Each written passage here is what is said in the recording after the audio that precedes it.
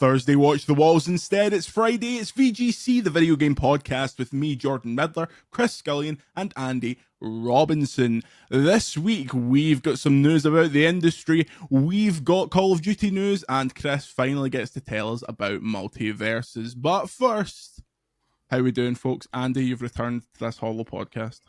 I'm all right, mate. Yeah, not bad, considering. Yeah. Season's over. How are you feeling? Tired. I went I went to Man City on Sunday. That was a good laugh, which I'm glad about because it was a long drive as well. Got a parking ticket. Nice. Which is always nice. Do you know I got a parking ticket it was my friend's car. How petty is this? For putting a zero in instead of an O. And we were like the only car in the car park. And they were like, there you go. Yeah, you can have a ticket for that. You could possibly challenge that, but my wife did exactly. Yeah, we're challenging that. My wife did exactly the same thing last week. So yes, glad the season's over. We can focus on the summer gaming activities. What is less than 2 weeks now? I go away in 6 days. You're going on your holiday out there. Not holiday, mate. It's the grind. I'm going to be all about that grind while I'm standing in Disney. So I need to think about maybe organising some stuff at some point. But yeah, I'm looking forward to it. It's looking good. Yeah, me too. Batman City game won me 80 quid, so happy days. One of the most convoluted bets you could possibly imagine, but winning 80 quid off of that Man City team's a real boon, considering everything's like, oh, you put £1 on Haaland to score, you get 50 pence back, you get 2 shillings. Chris, how are you? You are looking violent. Because I got my haircut. I've got the violent look. Yeah, I'm fine. I'm just another week nearly done. Nice to be doing these on Fridays now because it's a nice kind of. Just feels like a good way to end the week, instead of kind of because Thursday was like. It's a good way to ensure they'll be outdated quicker. Exactly.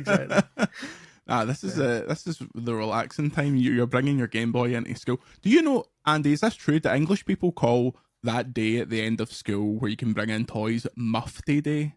I don't know what the hell you're talking about. Okay, that makes me feel better because I think someone's winding you up. No, it was some Tory podcast. It was like the newsagents or something like that, and they were referring to Mufti Day where you bring yeah, probably in the Tory schools. You don't know what they're up to, mate. It's like Shag the Pig Day. Chris, did we have I feel like it was just last day of term or something like that, but obviously as you get older, the last 3 days of term you just fuck off and drink in a field, so it doesn't really. I don't think I have had official kind of a name for it. It was just like you were told you can bring your toys in. Well, at Jordan Midler on Twitter, if you've heard of Mufti Day, and if you have, you'll be getting blocked. Point of order, as you may have noticed, it's Friday. The podcast is now on Fridays. It was an inauspicious time to do this, considering next week starts a load of nonsense. Next week, I imagine Chris will be hosting the normal show while I am in LA, and then the following week we'll start doing weird Summer Games Fest stuff. The whole Xbox show will have probably leaked by then, so we'll just we'll react as we do. And yeah, Friday. Are you on a plane next Friday? I'm on a plane on Thursday, but I think there is something planned on Friday. And plus the hijacking. Yeah.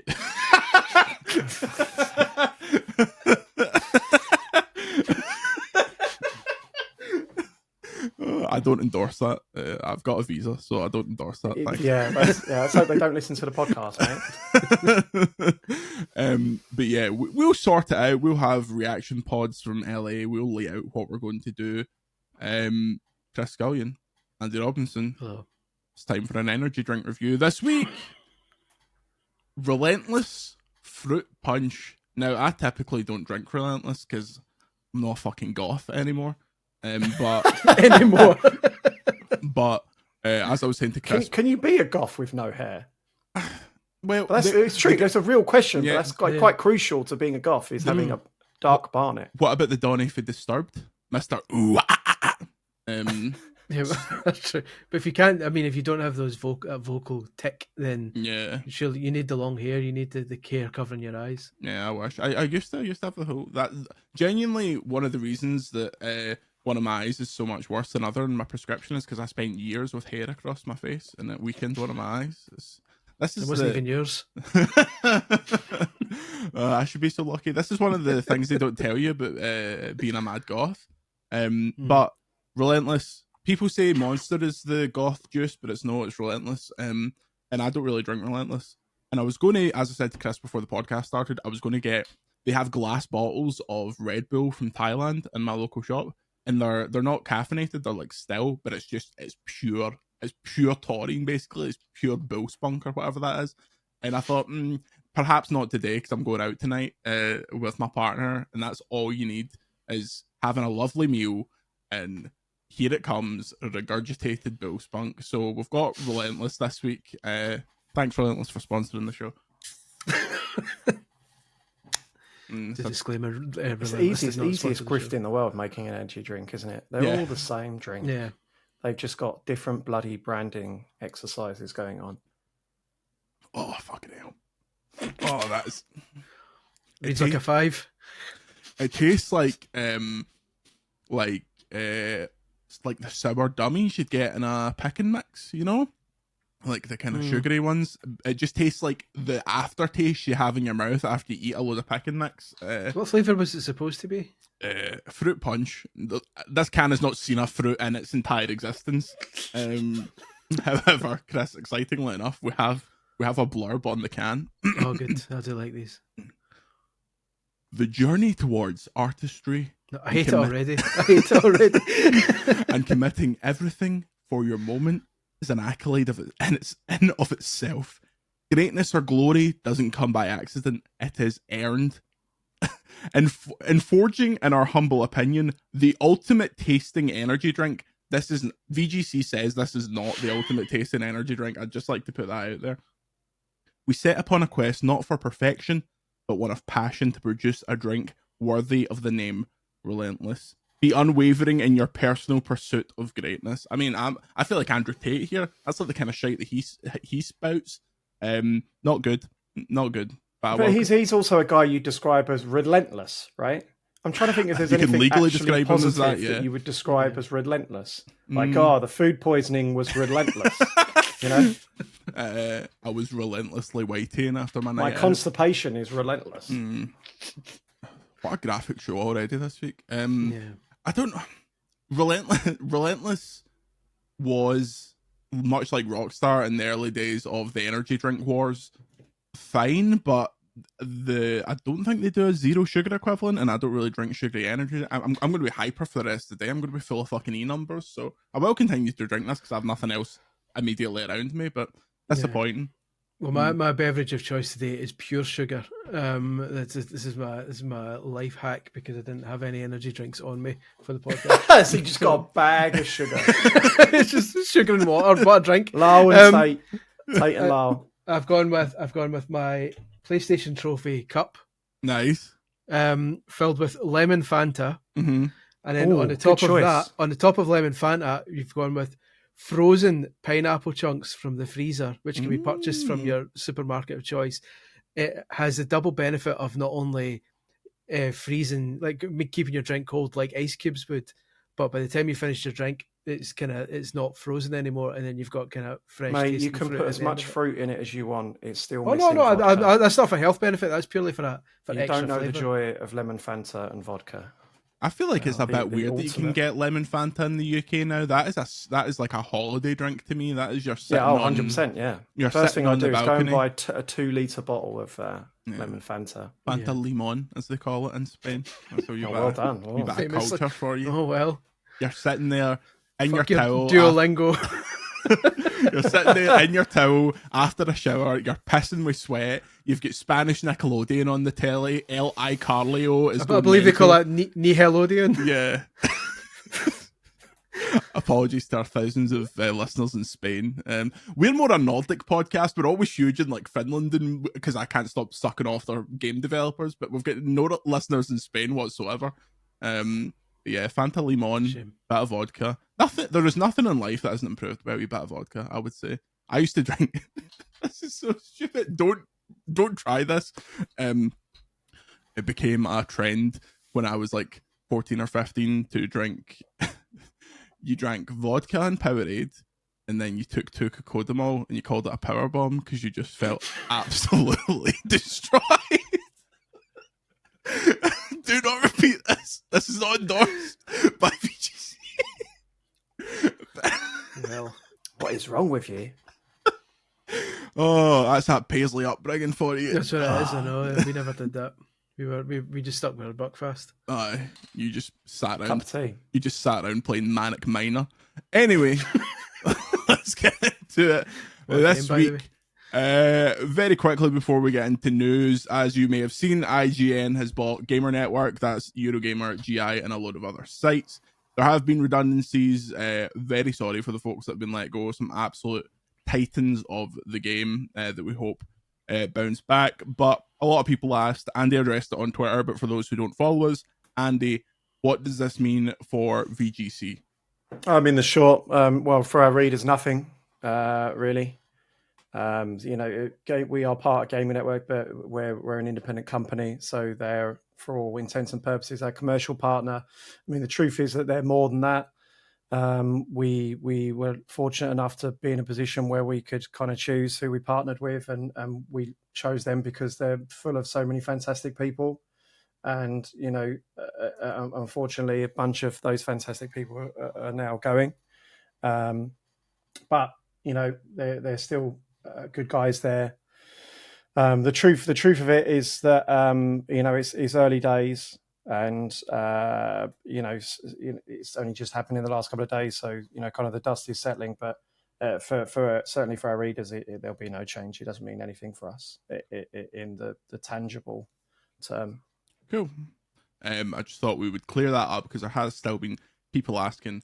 But yes, those folks that got let go, very sorry. But if anyone from IGN is listening, I was an original IGN insider. In about the year 2000.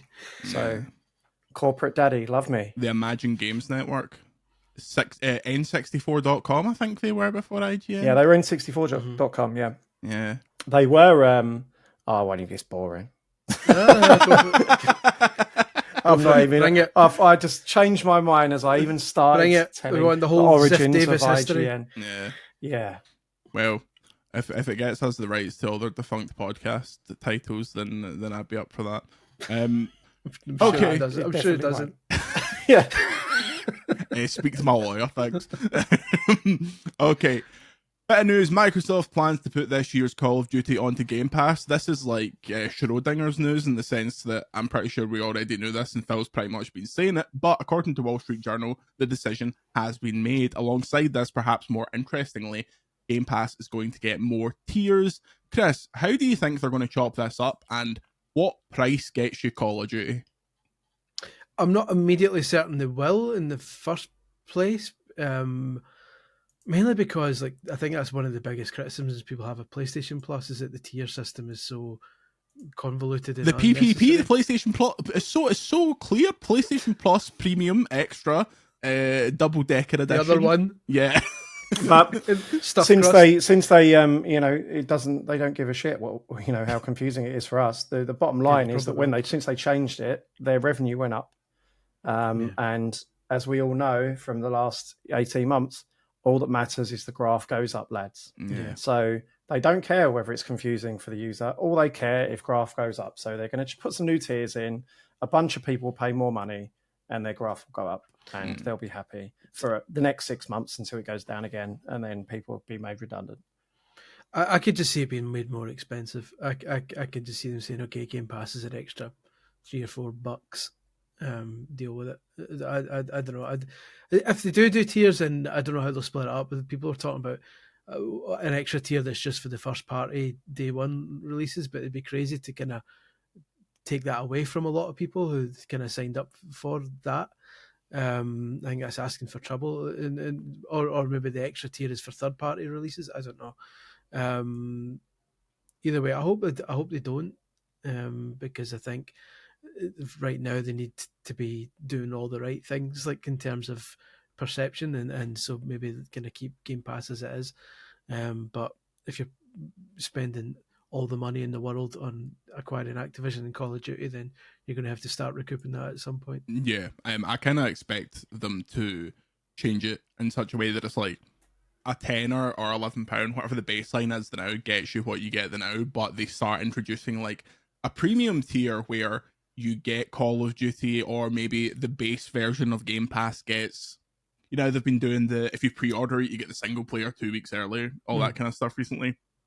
Base version gets single player, and then they know that the Call of Duty multiplayer is something that people will flock to pay more for, because as long as it's not the same amount, as long as it's not 70 quid, they've instantly like given you a deal, and people play it all year. So if they can get a couple of months out of like 15, 20 quid, they've got more money out of these people than they would have the people that and ultimately on the Xbox platform, they're making their money from the microtransactions, right? So it's sort of a win-win in that regard if they can convince people to subscribe and then obviously continue playing the game as normal, chucking the money for Nicki Minaj skins or Gundam whatever. skins. Have you seen them? They're pretty good. They are, but they make no sense. See, if you're hiding behind like a chest-high wall. Call of Duty stopped making sense a long time ago. Yeah, it really did. They should have put. So in that case, it's kind of like it's a good fit, really, in a sense that it is a game that probably the majority of people are going to buy on non-Xbox platforms. It's full of microtransactions. That's how they make the money. So I mean, they would have long worked this out, right? I mean, this has been core to the court cases that they've been involved in. They know exactly how to make the kind of the bottom line work out in terms of putting this onto Game Pass. So it doesn't surprise me. No. How, Chris, do they message this? How do they make it? Yeah, everyone will know that it's like, this is the Call of Duty tier, but how do they come out and say like, oh, you actually get this and you actually get that and a load of other shit? Again, this is assuming that they add a new tier for Call of Duty. Like, I wonder if the new tier will be if they add a premium tier and they move EA Play up to that tier and like add Ubisoft Plus to it, and maybe that's the top tier, and then you get the geezer who did the blurb on the Relentless can. Exactly. He comes up. I want Phil Spencer comes just out, about pure passion. He says, "I want to tell you." He comes out. Phil Spencer comes out with a T-shirt with just the R, the Relentless logo on it, and people think it's Rockstar, but it isn't. And he says, I want to tell you about a journey we're on. The definition. This tier is relentless. The Relentless tier, just like my food poisoning. They just shits all over the stage. We should take bets on what T-shirt he's wearing this year. I wonder if he's seen because a lot of the jokes in response to Tango getting shut down was, I can't wait till a month from now when he comes out wearing like a Rare T-shirt and everyone's like, oh, he's gonna do a new Battletoads, he's gonna bring back the banjo, and then they're binned as well. So I bet he comes out wearing it's going to be a Call of Duty T-shirt, isn't it? One of those Call of Duty T-shirts they used to sell in game, where it's like elite, like tier 1 operator, like all that kind of shit. He'll smash in and come down through the ceiling wearing a balaclava. I mean, that would spice things up a bit instead of that. I know why they don't do it anymore, but Xbox, and this is partially because they used to like get all their happy clappers in, like the Xbox live shows, which they'll do again this year. Yeah, but I mean, you're about to experience it for the first time, Jordan. You will experience it for the first time when suddenly 100 people with green haircuts come into the hotel lobby, who have been flown there, by Xbox, and they will have more access than us. Oh, undoubtedly, to the various bits and bobs. So no, they'll 100% be there. But yeah, I thought that last year, like it was disappointing last year that the only actual live conference was Ubisoft, and that's why I give them a lot of credit for that. Yeah, that was like the first proper E3 style press conference since before the pandemic, right? In years, and they've had some hard times, right? Deservedly, a lot of it, and they put everyone in the room. You know, they put themselves up against a organic, a tangible reaction. That's the thing. You have to deliver the goods if you've got an audience there, right? Yeah. Whereas if you don't have an audience, you can go, oh, this is the Relentless Game Pass tier and it's going to be wonderful and you all love it, and then just sort of leave. You couldn't do that at an E3.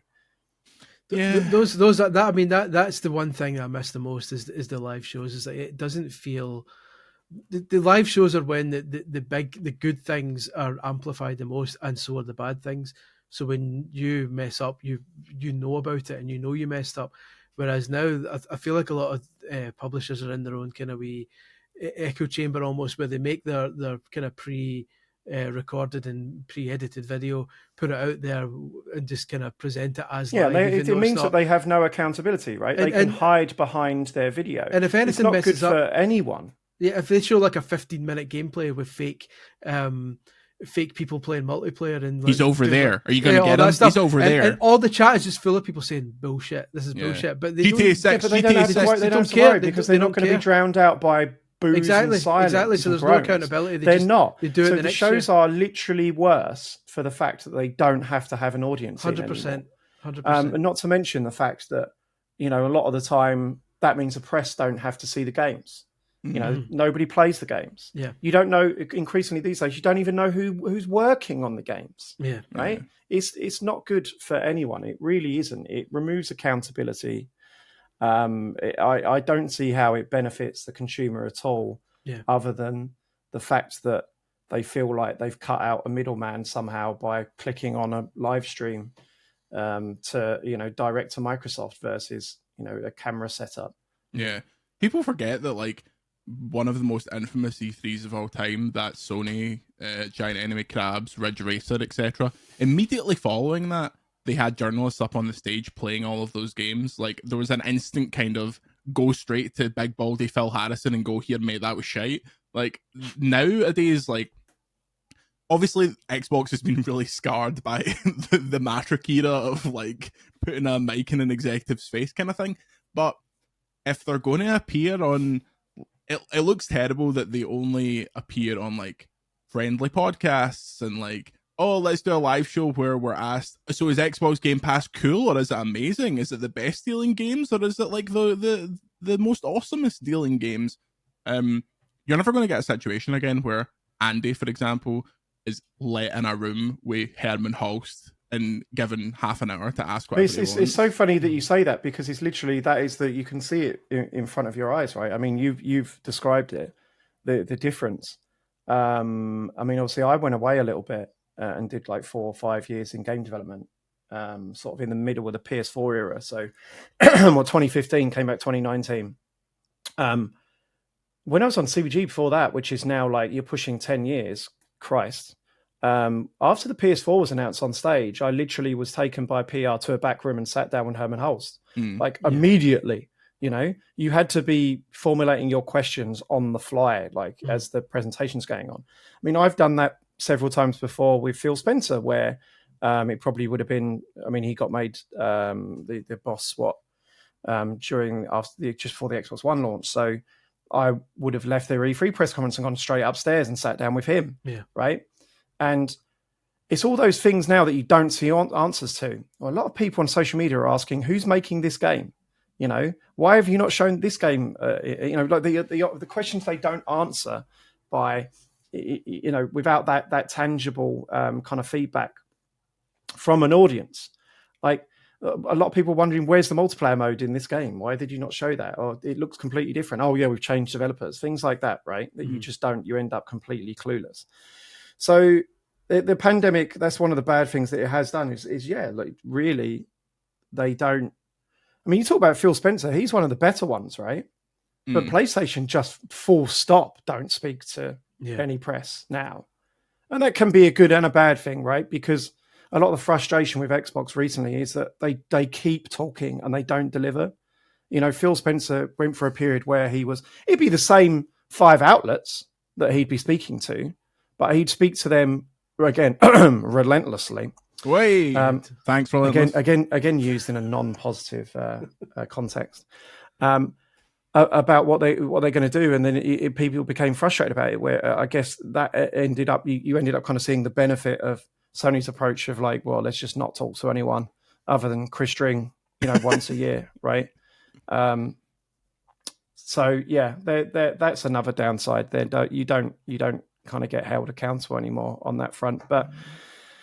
Maybe everything will go away when consoles are eventually dead very soon. Apart from Nintendo will prevail. Also, the new Call of Duty's Black Ops 6. You excited, Chris? You fucking buzzing? Not at all. Yeah. The fact they've called it 6 has actually made me less excited.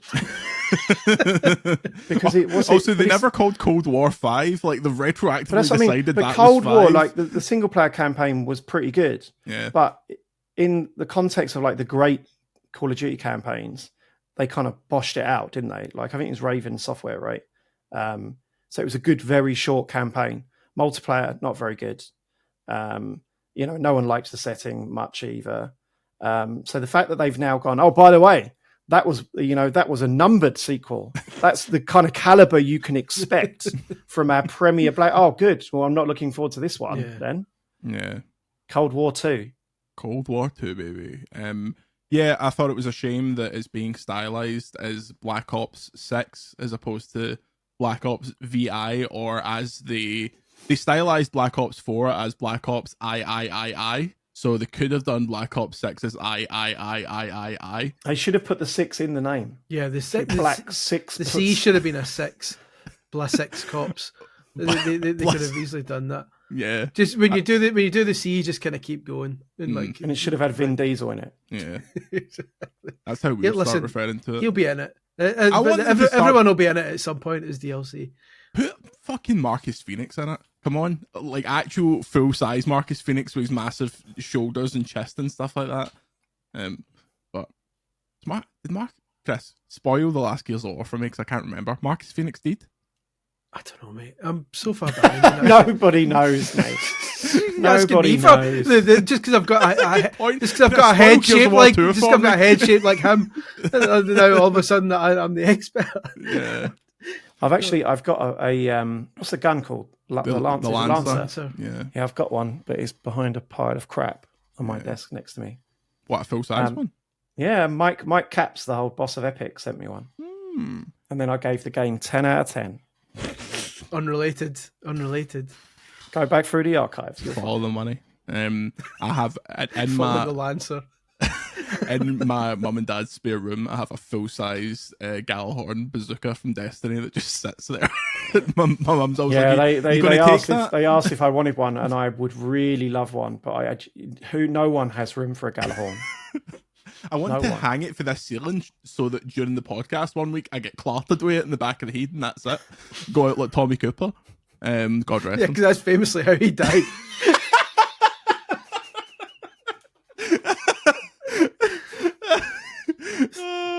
Everyone thought it was part of the show. It gets smashed in the face by went out Gallagher. like a mid-level Destiny boss. People at the time, people were really confused because it was a weapon from something that wasn't going to come out for another 40 years. It was just forward thinking. R.I.P. Tommy Cooper. He was always ahead of his time. You would have loved the Vault of Glass. God rest you. Next story. Big Strauss Zelnick is confident that GTA 5 is a good game. He's also confident that GTA 6 is coming out in autumn 2025. Chris. I'm not. Yeah, me neither. Chris, disregarding that, how massive is GTA 6 going to be? And paint a picture for folk that weren't either conscious or really in the zone when GTA 5 and GTA 4 came out. It's funny because obviously GTA 4 and 5 were big, very big releases, but it's almost as if the scale has been after they came out. Like the sales have never slowed down, especially for 5. So 5, when 5 launched, I remember going, "This is a big deal," but it was a big deal. Like a lot of games are a big deal, but this big deal has just continued for like a decade now, to the point where it's sold like more games than most countries have people, and it's like, well, so now we're coming to GTA 6, and I feel like it's going to be the same. Everyone's going to buy it on the day it comes out, and yet still people are going to continue buying it for years to come. Even though you think everyone's got it on day one, people will continue to buy it for years. Well, someone turns 15 every day and suddenly is up for playing GTA. Because you famously don't get a GTA game until you're old enough, don't you? True. My first GTA was the first GTA that I owned was Vice City, and then I was allowed to play San Andreas, but I wasn't allowed to do any of the story missions because they swore in the story missions. So I was just allowed to drive about. And occasionally I would go on a story mission and Samuel Jackson would be going off his head, effing and jeffing. And my mum would be like, "What is this you're playing?" Look at me now. Look at me now. I owned the BBFC 15 rated Night Trap when I was only 12. I was very much a modern day Che Guevara. I've always said that about you. But I, as you say, like, I specifically remember when GTA 5 came out, like, it was the first week of uni for me. It was actually the second day of uni, and I was on the train I think it came out on the Friday, and I was on the train on the Wednesday when reviews came out, and I read Keza McDonald's review for IGN. She gave it a 10. I read it the whole way from Ayr to Paisley on the train, and I was like, well, I'm not going into fucking uni tomorrow. Went to Game Centre, God rest it. It had its copies. It sold me mine 2 days early, and I was like, well, this is the greatest moment of my entire life. And I just played it for like 2 days straight. I think I'd finished it by the Saturday because I was just caning it. And it did feel big, but as you say, it felt big like Halo 3 felt big. It felt big like the COD release of that year felt big. Whereas this feels like a fucking console launch or something like that. It feels like every single other game is going to be like, don't worry about it. We'll just... It's one of those games, I've got a picture somewhere, I'm sure everyone knows. It's one of those games where your entire friends list is it's all playing it, right? But Christ, like that friends list would have been Xbox 360. Yeah. That's how long it's been since a new GTA game. Yeah. Like, holy shit. Yeah. That's so I don't even know. I mean, the big question is like, is the climate the same now? I mean, people were children when that game came out, right? They now have like children, their own children. I mean, you're already seeing, like, I find interesting is that Sony are kind of like suggesting that PS5 sales have peaked. You know, they're predicting less sales this year than they had last year. Yeah. So, I mean, I'm trying to do the math, but so GTA won't kind of release in this fiscal year. It'll be the one after for them, but you kind of be surprised if they're predicting PS5 sales are going to go down and then go back up again. Yeah, like it's going to be their biggest ever. People are increasingly on PC, and you're right. Like, that's what I find interesting with this, is that it's not coming out on PC on day one, which is, I think, is a mistake. Yeah. Without claiming to be as smart as Straw Zelnick, which clearly I'm not. You know, like, it does seem like a big omission today that you could get away with that in the past, right? Oh, we're going to bring it on PC a year later. Yeah. This is the biggest entertainment release of its decade. It will be, right? Yeah. Yeah. And PC is huge now. They've got to have it on PC. I don't get that. You know, are people going to go out and spend 400 quid on a console for it? I think they are. I know there are people that I play football with that they only ever ask me when GTA is coming out, because that is the thing that will make them, because FIFA still comes out on the old stuff, so they don't need to upgrade. Like, although to be fair, that's also what happens when you are involved in games in Scotland. Well, that's the only reference point a lot of people in Scotland have. Like, anytime, if I'm like, literally yesterday when I got my haircut, the guys are, "What are you up to today?" I'm off this morning. I'm starting in the afternoon. Oh, what do you do? I'm a video games journalist. Oh, so you get to play Grand Theft Auto before? I was like, every time. Like, yes, it's like, mate, do you know how many fucking guides I'm going to have to write about pigeon packages and where to find all this shit? That's the one. If I could find that man, I would take him and put him, as I had to, in a pitch black dark room at Rockstar in London for 3 days and tell him he's basically fired if he doesn't finish it in those 3 days. And occasionally bring in cans of Relentless. Hell yeah. Thanks, Relentless. Which is, that's not fun times. No. That's not like how you want to play GTA. Yeah. 3 days. Yeah, it's weird because that is also how I played GTA, but the context is totally different. You choose to. Yeah. So you have to finish the campaign in 3 days. Go. Yeah. I think that, I've said this before, but I think Sony will give Rockstar a load of money to make the PS5 boxes GTA coloured, and whether that comes with like 20 quid a shark cash or whatever, if you can go into a shop and the PS5s all have the like pink and orange GTA logo on them, people will go, "Oh, is that out now? Okay, I'll get that." But I think it's going to be madness. See, the week leading up to like GTA 6's release, the first physical copy that like gets stolen out of Walmart back room or appears, like, for years and years, FIFA used to appear in the Middle East like 3 weeks before it came out. Like that is going to be mad. The whole. The other thing that people aren't considering fully is that this is going to be the first one without Leslie Benzies and Dan Houser. So And Laszlo. I mean, I'm sure it's not going to be shit, but Yeah. GTA games were always very special. You know, they always had the satire was deep cutting, right? Yeah. It was something that so many great developers have tried and failed to replicate.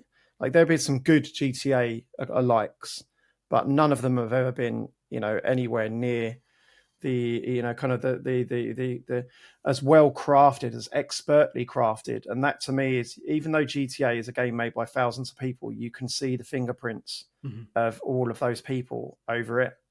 You can see the direction. Yeah. So that's the other thing that's just not for certain, is it actually going to be as good as GTA 5? Because GTA 5 is amazing. Yeah. It reminds me of, it's almost like someone else making South Park. Like Trey Parker and Matt that's Stone it. A great comparison. 100%. are so key to the voice of South Park. Not only literally, but like kind of. It's almost like GTA almost feels like that sort of auteur creation, which seems mad to say again because of what a huge machine it requires to be made. It always seems like how Family Guy got less funny when Seth MacFarlane stopped writing it. It's like the GTA was the Housers and like the Bens and stuff. This is their take on America, the American dream. All these American films we grew up watching replicate this. Also, people talk about it a lot, but culture has never changed quicker. We've never been in such like a ridiculously heightened like political climate.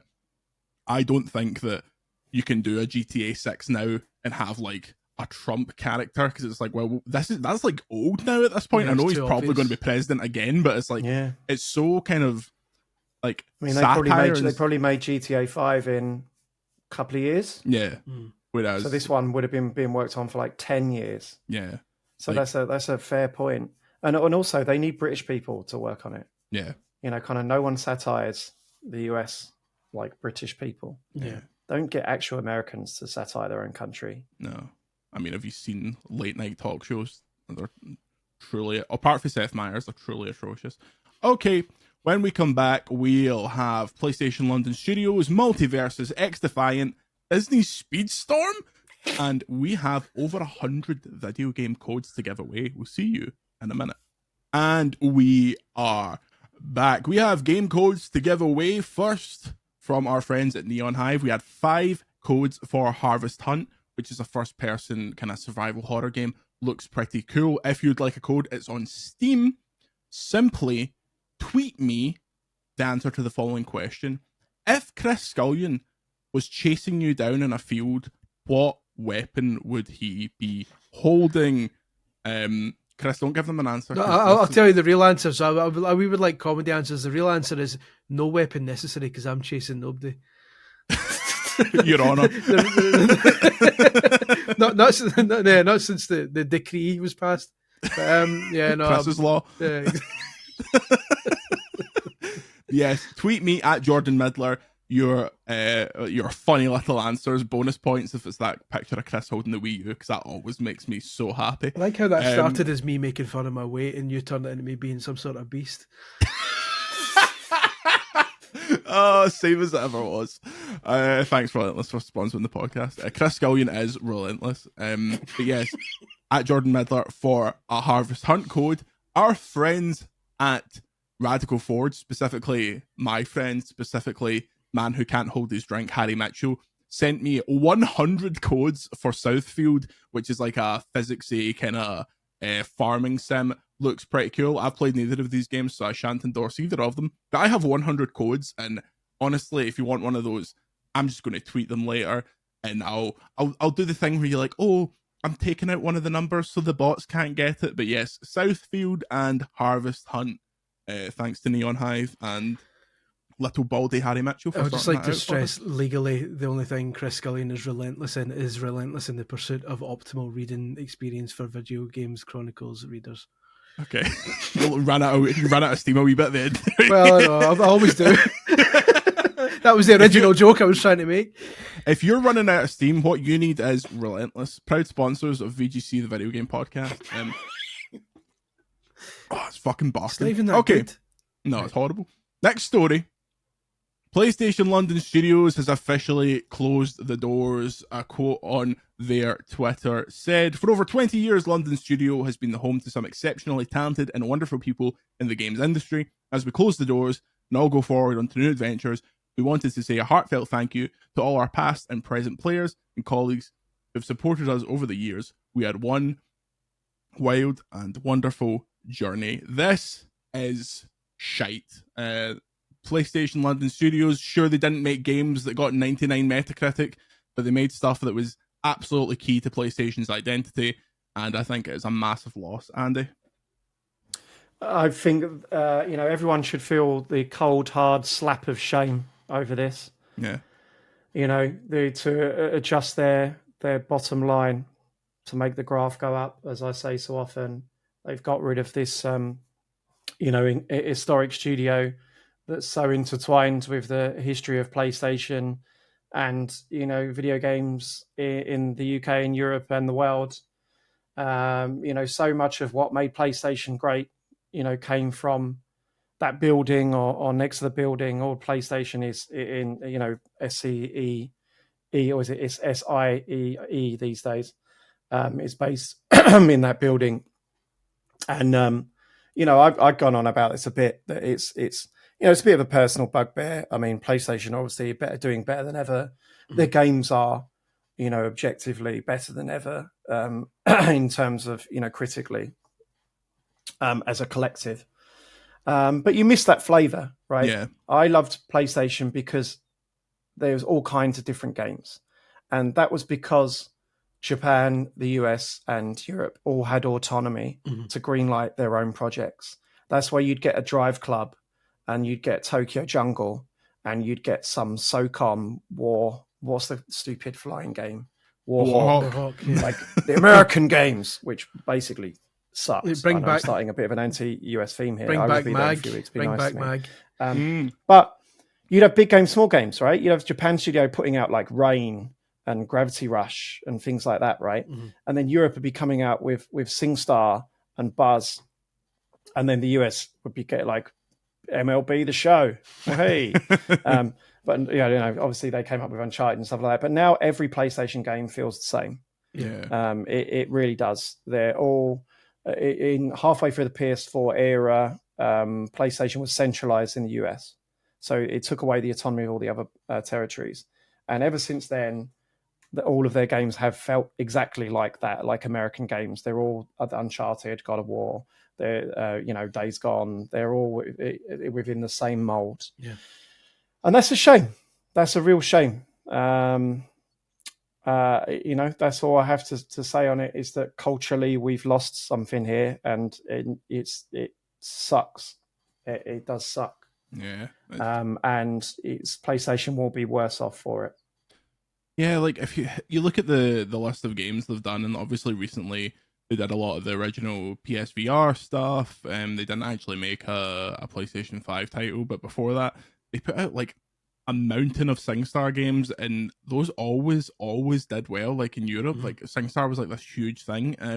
Prior to that, they did stuff like The Getaway, which, I mean, The Getaway was like a weird, like, as we were talking about GTA clones earlier, like a game that was like, it tried to do the accurate London thing like Watch Dogs Legion did, like way before anyone was trying that. It also had Chris, This Is Football. Do you remember This Is Football? I do remember This Is Football. That was a decent wee football game. It was in the era where PES was the best football game and FIFA was kind of shite. This Is Football was absolutely up there. It's just sad in general, but like not even just PlayStation London on its own. Like just since PlayStation started, the UK has had such a massive influence in so many generations of PlayStation. Like the very first PlayStation, the early days of PlayStation, your stuff like Destruction Derby, Wipeout, came from the UK side of things. The whole kind of UK club culture was important in getting PlayStation popular in Europe in the first place. You go on to your iToy stuff, and in the PS2 era, that's when the PS2 properly exploded, and like the numbers made it still like the kind of the one of the best selling consoles of all time. A big reason for that was a lot of the kind of casual, quote unquote, casual games coming in, and again, the UK was a big part of kind of making that happen. Yeah, I mean, that's one of the reasons why PlayStation's so big in 100%. Europe and Japan, or was big in Japan, because these games that are now seen as globally lesser titles were hits there. Yeah. I mean, famously, they made this, I think it was a Vita game, was it? Invisibles. Yeah. And it was a massive hit in Spain, apparently. Like, it was like one of the best-selling games in Spain for them. And you just get weird niche stuff like that, right? Drive Club was probably a hit in various territories. Yeah. But now it's like, well, unless it does 10 mil, and there's only one type of game that does 10 mil, right? Which is the Marvel slop, right? From my point of view, like, you know, I'm old and jaded, and I haven't got time to play the same game again and again and again and again. It's the Marvel, the lowest common denominator, appeals to everyone. Go and do what you want. 500 hours, falling asleep just talking about it. Yeah, it's a shame. It's a shame for variety, basically. I agree. PlayStation was at its best when it was in the early PS4, which had weirdness and also the kind of American style hoorah, Uncharted, etc. Like, I obviously have a lot of time for those games, as the glowing reviews will reflect, but the reason that I got into PlayStation was because of all that weird shit. Like, I am a man that owns 3 PlayStation Vitas. I've spent a hell of a lot of money on games that no one on earth should be playing.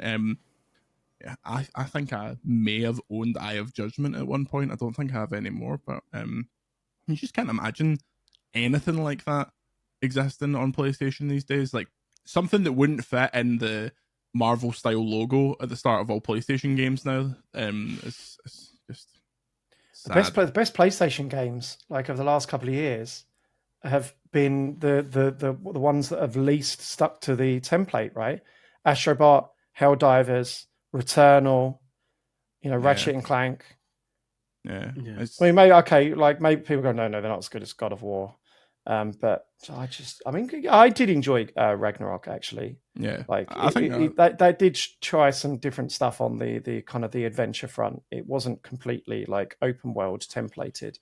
That's not fair. I'm being a bit harsh onto these games, but you get the overall gist of the point I'm trying to make. They can all exist together. Like, we don't only need stuff like that. Like, that's why I go so mad for games like Alan Wake, where it's like, here is something that's super, super strange, but has all this money behind it and looks like a modern game. And that's why I was really hoping that the Game Pass thing would kick off, because the real hope was is that you look at how Netflix has revitalized tons of dead genres, right? Yeah. Like, stand-up comedy is now huge because of Netflix.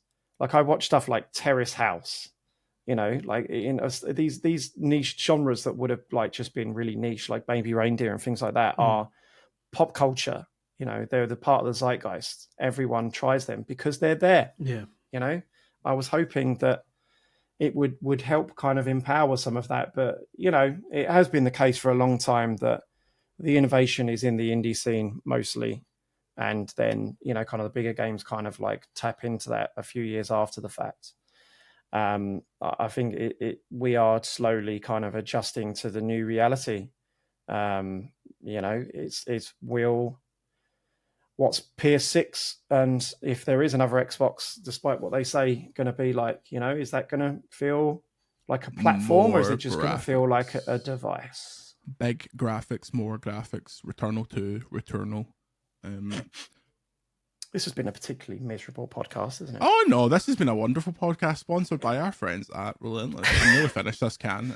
This is what happens when you make up a fake Relentless sponsorship. We get dragged down to their level. Fake! Chris, fucking, you're giving the game away here. My acidity regulator is popping off. I'll tell you what will cheer everyone up if we now speak about 3 free-to-play games. Woo! Come on, that's the way the industry's going. Right, Chris, kick us off. A long time ago, people might remember there was a game called Multiversus, and then they took it down because it was pish, and now it's back. So how is it now? It's better. It's definitely better. Next. Okay, X-Defined. Right, tell us, why are we back? Or multiverses, as I believe they call it in America. So very, very long story short, they brought it out like a year and a half ago or so. And the whole gimmick is it's a Warner Brothers, Smash Brothers, basically. So everyone from all Warner Brothers IP come together and fight. And when it first launched, it was a massive success. It was hitting like 160,000 concurrents on Steam. It got 20 million players in its first month. And then I think the scientific definition was the arse fell out it. And when the second season started, suddenly they released a single character, and then it was just an enormously long grind fest, and everyone just said, "What happened? What's going on?" And the player base just plummeted immediately. It stopped. People were complaining about lag online, and the monetization was getting over the top. And I've never seen a game be turned on so quickly. And it just became tumbleweeds within 6 to 7 months. It was just gone. So they pulled it, said, "Oh, don't worry, everyone. That was an open beta. We were always going to pull it and bring it as a your ass." But so it's back now after a full year out on the sidelines. They brought it back, and I played a bit of it recently, and it's more entertaining to play. The combat feels sturdier. They've put in some single player stuff to give you something to do. The monetization's been tweaked so that everything can be unlocked in game. So obviously there's still kind of stuff you can still pay real money for some currencies, but before there was a currency that you could only pay with real money, and now you can earn that in game. It just seems like everything that they messed up last time has been fixed. The netcode's been fixed. They've introduced some kind of interesting new characters like Jason from Friday the 13th, Agent Smith from The Matrix. The director, I spoke to him, he said they basically fixed the content pipeline so that there will be regular characters coming now and that won't kind of buckle like it did last time. So in general, I'm happy with it. It's out on the 28th and I will be there with gusto, ready to kind of hopefully see its redemption and see it actually last this time.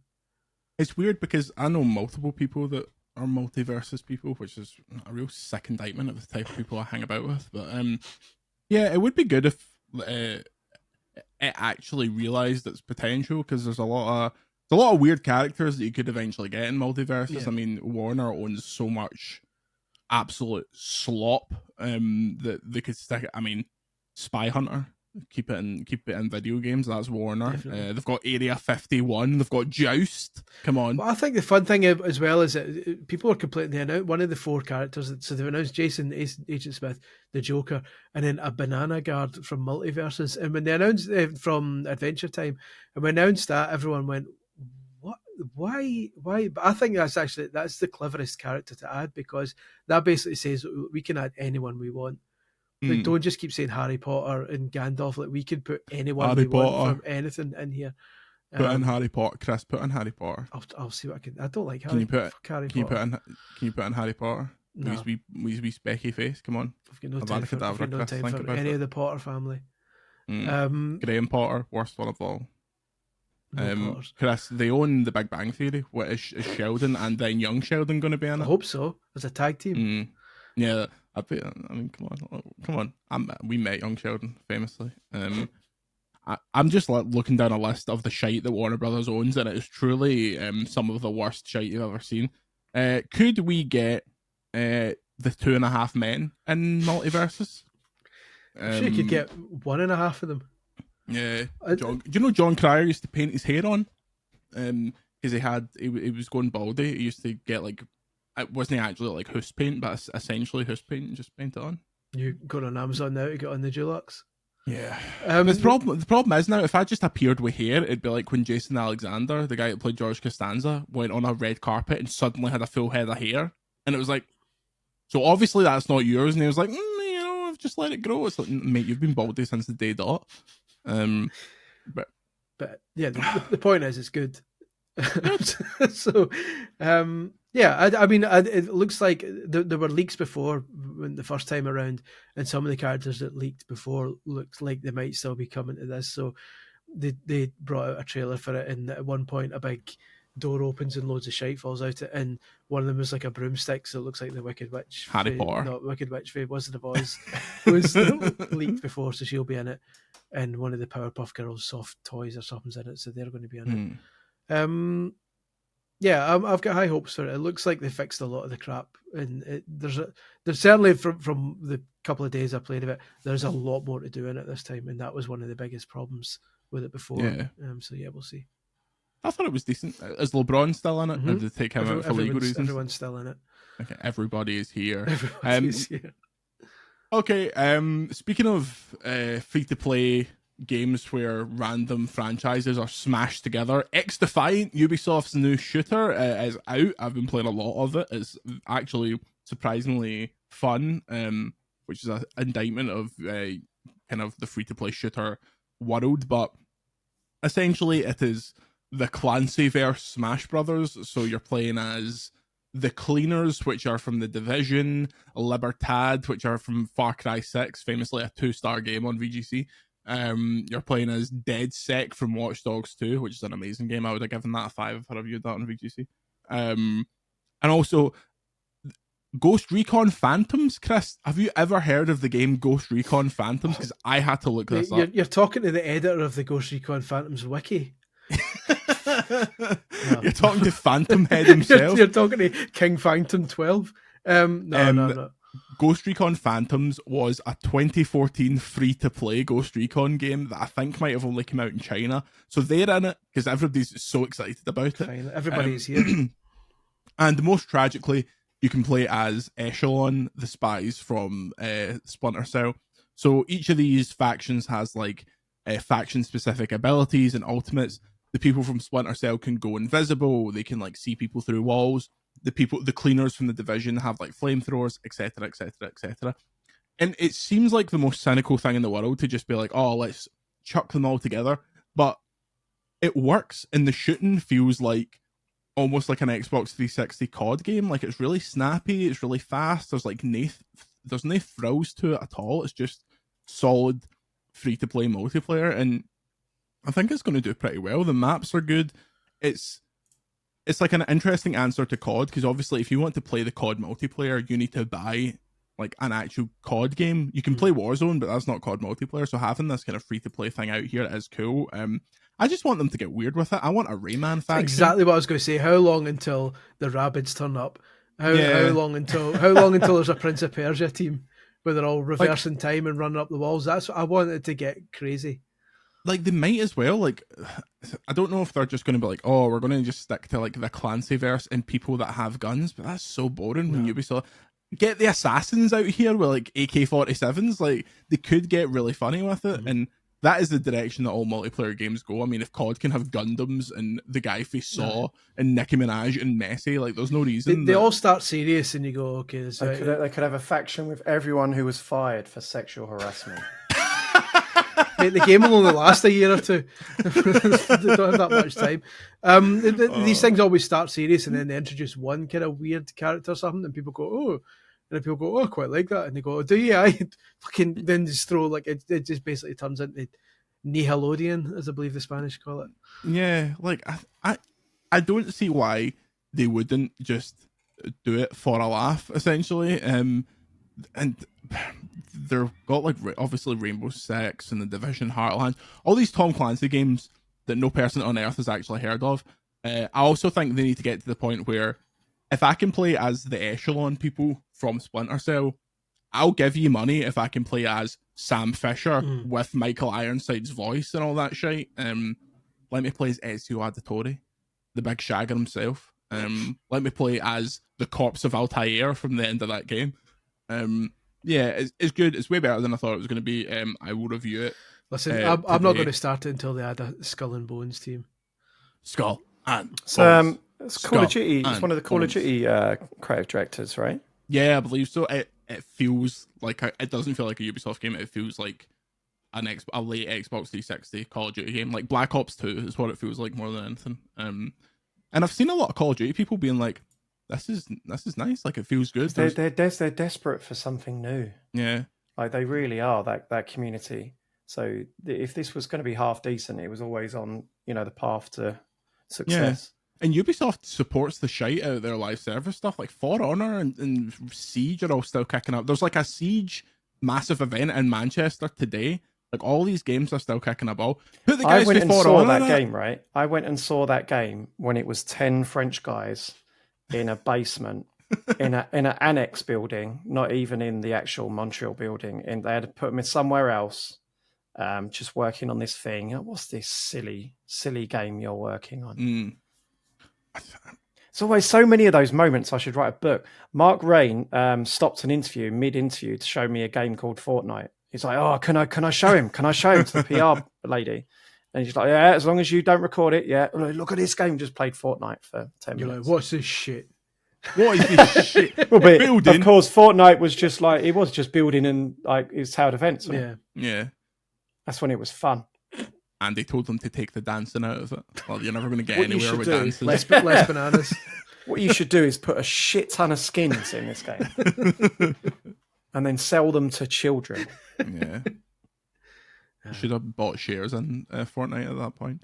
But yeah, X Defiant, pretty good. I'll continue to play it because I need something to tickle the old brain before SGF and before video games return with Shadow of the Erd Tree. I find it really difficult to say Erd Tree. It just It's not a good word. it's difficult in the accent. Finally, in the trifecta of free-to-play shite, they put Kermit the Frog in Disney Speedstorm, or so I thought. I downloaded it last night because I thought I could play as Kermit, and it turns out he's out today. Is that the case, Chris? That's the case, yeah. Okay. Yeah. So I text Chris and I said, "Look, I've downloaded it. You talk about this game all the time. It's Disney Mario Kart, as I'm sure you're aware.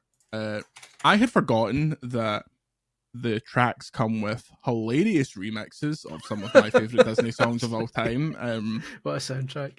So it's weird because I text Chris and I was like, "What is Mulan in it? What's the Hercules situation? Because they're my favorite Disney films." First track you go on is a Hercules track, and they've got like a dubstep remix of Zero to Hero. And then immediately afterwards, it's like, "Do you want to unlock Mulan? Fine, let's play it on a Mulan track."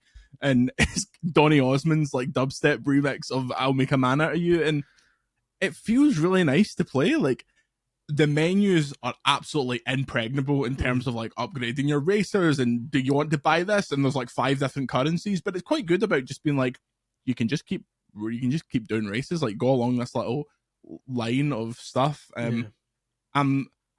I want to do the Kermit stuff. Is Kermit getting a stage? Are we going to get like it's time to play the I don't think so yet. They're teasing some sort of bonus stage in the next season for the next season, I believe, is Nightmare Before Christmas, or maybe Inside Out 2, one of those. And then so usually every season you'll get 4 or 5 characters from that specific property and a couple of tracks, and then you'll get 1 or 2 bonus characters, which is why we've got Kermit this season, even though it's a Wreck-It Ralph season. And then so they're just slowly. But I was curious to see how you got on with it because I've been playing it since the start, and so I've been unlocking the characters as they've been added. But now they're well past 40 characters, and I wonder how easy it is for someone who has never played it before to come in now. As is the case with a load of Game Loft games, if you're not there on day one, it's an absolute nightmare to get up to speed with everyone else. So I'll be if you continue playing it, which I'm not sure you will. I'll be curious to see how much fun you actually have with it and how much of it's walled off because you weren't there at the start. I'll make a man out of They need to release that soundtrack in Spotify. They've not done it yet. Oh, they absolutely do. I'd be my daily wake up to Donny Osmond getting screeched over. But yeah, cool game, better than I thought it was going to be. I feel like I still have this perception of free to play games from like 2007, but most of the games I play regularly are free to play shite. Okay, let's get out of here. We've got stuff to do next week. Chris is going to host the podcast next week. Chris, are you okay with that? Can you accept that? Certainly sounds like that's what's going to happen. So yes, I'll do that. Cool. He'll be back with your regularly scheduled energy drink reviews, libelous speech, and discussion about Bill Spunk and Cocodamol. The podcast is on Fridays now. It's Friday. Have a good weekend. You can send any questions, comments, and concerns to podcast@videogameschronicle.com. Follow us on X, formerly Twitter, at Jordan Midler, at Scully1888, at Andy_VGC. Andy, what are you going to do your weekend now that there's no football? What am I doing my weekend? I don't know. Probably thinking about video games. Good. You should play some. I've been playing. I reviewed Paper Mario Thousand Year Door remake. Is fantastic. Reviews on the website. Everyone should be playing that this weekend. That's actually a good show. I've never played that. Never played it once in my life. It's just one of the best Mario games ever. You should definitely give it a go. Purely anecdotally, it looks like that's going to do well.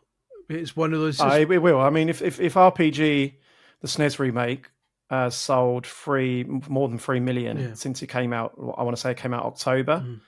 The best-selling one ever, Paper Mario ever, I'm sure, is 3.5, something like that. I can't remember which one it is. It's the first time in a while I've seen loads of people on my Twitter feed showing their physical. In America, it's a huge game. Huge game. It's going to Thousand Year Door. That is going to do gangbusters. I'm sure it is. Which it needs to, because they need to show Nintendo to stop making the stupid nonsense ones that they've been making since, with the the battle system, you have to waggle the Wii remote with your nose. Keep it simple. Just give us a proper RPG. Exactly. Well, we're off to waggle our Wii remotes this weekend. Thanks for listening. Until next time, be sure to subscribe on YouTube. We are so close, or we have passed 10,000 subscribers, depending on when you're listening to this. Like the video, comment, etc., and so on. Say goodbye, Chris. Goodbye, Chris. Say goodbye, Andy. Goodbye, Chris. And we will see you next week.